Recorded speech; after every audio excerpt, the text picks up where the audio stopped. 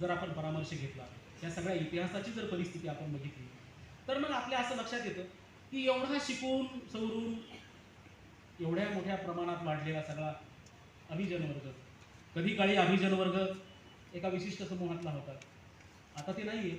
कधी काळी मध्यमवर्ग म्हटल्याच्या नंतर तो फक्त एकाच वर्गातला आहे असं मानत होतो आपण 70-80च्या दशकात. आता ते नाही आहे. आता बहुजन समाजातले शिकून सवरून सुस्थापित झालेले, आर्थिक स्थैर्य मिळवलेले अनेक लोक आता बहुजन समाजात आहेत. आणि हे सगळे वेगवेगळ्या समूहातले जरी असले तरी ह्या सगळ्यांचं वर्तन एकसाची आहे, हे आपण लक्षात घेतलं पाहिजे. आणि हे सगळं जे एकसाची वर्तन असलेला जो मध्यमवर्ग आहे, तर तो सध्या कुठे आहे? हा सगळा जो मध्यमवर्ग आहे तो कुठे आहे असं जर आपण बघितलं तर मला अरुण काळे यांची एक अतिशय प्रसिद्ध अशा प्रकारची कविता आठवते की जागोजाग शिकारी आले, नवनवे हकारे आले, त्यांनी वाटा अडवल्या, पानवठे अडवले, दुबळ्यांची कोंडी झाली, समूह अस्ताव्यस्त झाले, म्होरके लाभार्थी झाले, स्वतःमध्ये व्यस्त झाले. जागतिकीकरणाच्या प्रक्रियेत प्रवेश केल्यानंतर त्याचे परिणाम जीवनाच्या सर्वच क्षेत्रात झाले. केवळ आर्थिक बाबीशी निगडीत एवढाच हा मुद्दा नव्हता. समाजातल्या मूलभरांसाठी राबणारी शासन व्यवस्था ही वंचितांच्या प्रश्नाकडे साफ दुर्लक्ष करायला लागली. 4-2 उद्योगपतींच्या दावणीला बांधल्याचा परिपाक म्हणून राज्यकर्त्यांची धोरणे दिसू लागली. या व्यवस्थेत ज्याच्या मनगटात जोर तो अधिक प्रभावी आणि जो दुर्बल तो अधिकाधिक तळाशी दाबला जायला लागला. कधी काळी जगण्याच्या जेमतेम इच्छा भागवणाऱ्या मध्यमवर्गाच्या हाती कालांतराने पैसा आला. हा वर्ग पुन्हा आपल्या मूळच्या वर्गाशी फटकून वागायला लागला. एवढेच नाही तर राज्यकर्त्यांच्या श्रमविरोधी धोरणाबद्दल कोणताही प्रतिकाराचा शब्द न उच्चारता तो आपल्यातच मशगूल राहणे पसंत करायला लागला. व्यक्तीच्या धारणांमध्ये हे बदल होत असताना आजूबाजूच्या राजकीय सामाजिक पर्यावरणात झपाट्याने बदल झाले. याच काळात जाती अस्मिता प्रबळ होत गेल्या. धर्मांधतेनं टोक गाठलं. धर्मांध राजकारणाला सत्तेच्या मखरापर्यंत पोहोचवण्याचा मार्ग अधिकाधिक सुकर झाला. विद्वेषी राजकारणाची प्रतिष्ठापना झाली.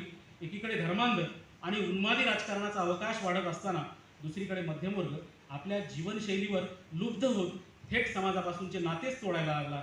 त्यातच स्वतः रममान झालेल्या या वर्गासाठी अनेक बुवा बाबा जन्माला आले. त्यांनी या वर्गाचं बधिरीकरण करून टाकण्याचा सपाटा लावला.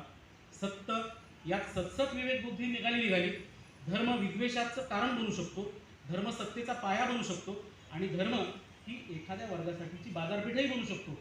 ह्या सगळ्या गोष्टी आपण आजच्या काळात हे सगळ्या पाहतो आहोत. ज्या काळात खात्रीशीर पगारदारांना कोणत्याही बाबींसाठी सहजपणे कर्ज उपलब्ध करून देणाऱ्या बँका तयार झाल्या, त्याच काळात कुशल अकुशल कामगारांचे रोजगार घराघर जायला लागले. ते तर आपण बघितलं. आणि कोरोनाच्या काळात सर्वाधिक जी किंमत आहे तर ती किंमत या देशातल्या सगळ्या असंघटित मजुरांनी, असंघटित कष्टकऱ्यांनी, या सगळ्या वर्गांना ती किंमत मोजलेली आहे.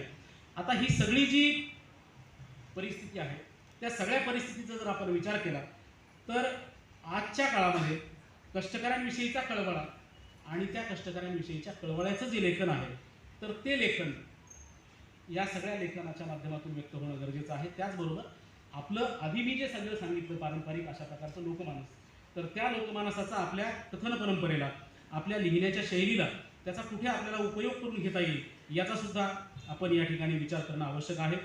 आज ज्या पद्धतीत सगळं महाराष्ट्राच्या वेगवेगळ्या भागातून जे साहित्य येत आहे तर त्या साहित्यावर जरी आपण नजर टाकली तरी आपल्याला असं म्हणता येईल की या सगळ्या साहित्याच्या माध्यमातून वेगवेगळ्या भावना आणि वेगवेगळ्या समूहांचं चित्रण हे येऊ लागलेलं आहे.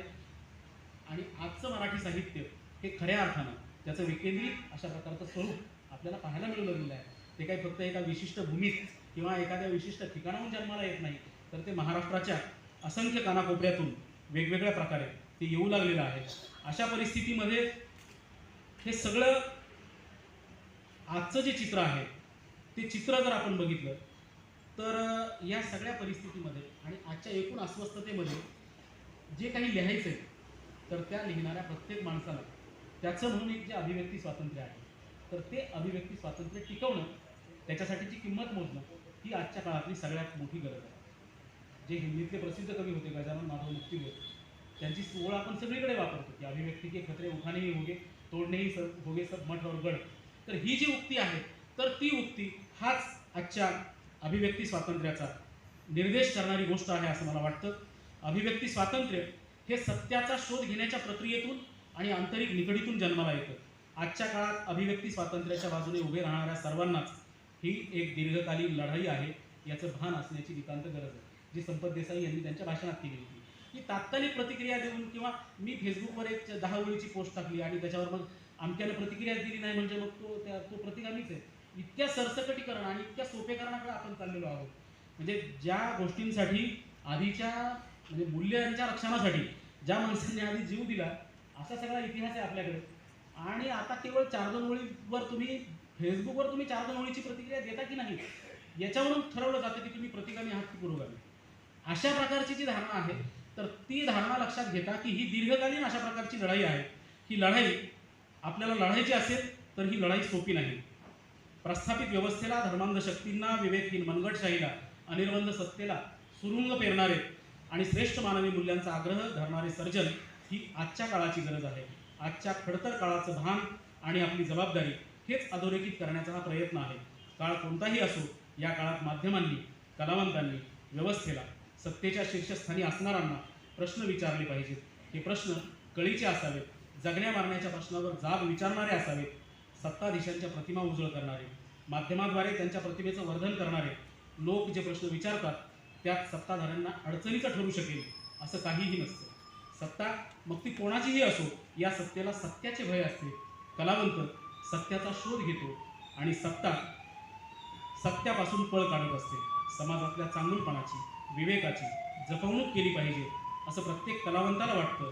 हा सत्याचा शोध घेत असताना जो कलावंत प्रामाणिकपणे आपली अभिव्यक्ती करतो त्यात समाजाची स्पंदने उमटत असतात. सत्तेला नेमकं हेच नको असतं. प्रश्न विचारणाऱ्यांपेक्षा मान हलवणारे समर्थकच कोणत्याही सत्तेला प्रिय असतात. अशा वेळी केवळ कलावंताचीच नाही तर समाजातल्या सगळ्या सुबुद्ध नागरिकांची सुद्धा मोठी जबाबदारी आहे. बऱ्याचदा समाज आणि समाजातले सगळे शिक्षित अशा प्रकारचे लोक सुद्धा प्रश्न विचारतात की अमुक अमुक आहेत तेव्हा तुम्ही काय करत होते. प्रश्न फक्त कलावंताचाच नाही, हा बुद्धी कणा नसलेला जो मध्यमवर्ग आहे ती तर किती मोठी समस्या आहे. कलावंत त्यांच्या त्यांच्या परीनं आवाज उठवतील, कलावंत त्यांच्या त्यांच्या बाजूनं भूमिका घेतील, परंतु या भूमिकेला प्रतिसाद देण्यासाठीचा जो एक स्पंदनशील अशा प्रकारचा समाज असावा लागतो. तो समाज सुद्धा निर्माण होण्याची गरज आहे. आणि तो समाज जर आपल्याला निर्माण करायचा असेल तर आपल्याला लोकांमध्ये जावं लागेल, लोकांचे प्रश्न मांडावे लागतील.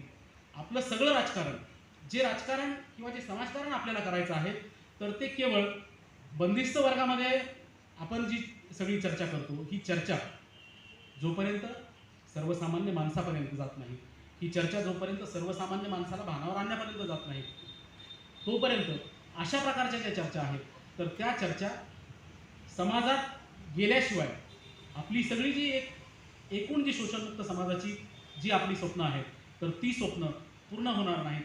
आणि अशा प्रकारची स्वप्न पूर्ण करण्याच्या दृष्टिकोनातून आपण सर्वांनीच या संमेलनाच्या माध्यमातून जो एक अर्थपूर्ण अशा प्रकारचा हस्तक्षेप केलेला आहे, ही एक चळवळ आहे. ती चळवळ महाराष्ट्राच्या वेगवेगळ्या भागात व्हावी, महाराष्ट्राच्या वेगवेगळ्या ठिकाणी व्हावी आणि ह्या चळवळीचंही विकेंद्रीकरण व्हावं.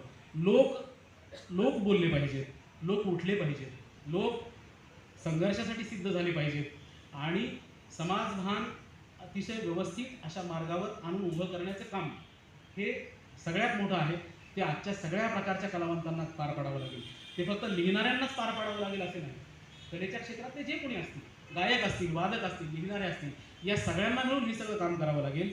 आणि ह्या सगळ्या कामांच्या माध्यमातून एक जनतेला अपेक्षित असलेलं, लोकांना अपेक्षित असलेलं अशा प्रकारचं समाजकारण, लोकांच्या हिताचं समाजकारण, लोकांच्या आशा आकांक्षांना, त्यांच्या स्वप्नांना, त्यांच्या हर्षखेदाला बांधील असलेलं राजकारण या निमित्तानं आपल्याला अशा प्रकारची भावना मी या ठिकाणी व्यक्त करतो आणि थांबतो. धन्यवाद.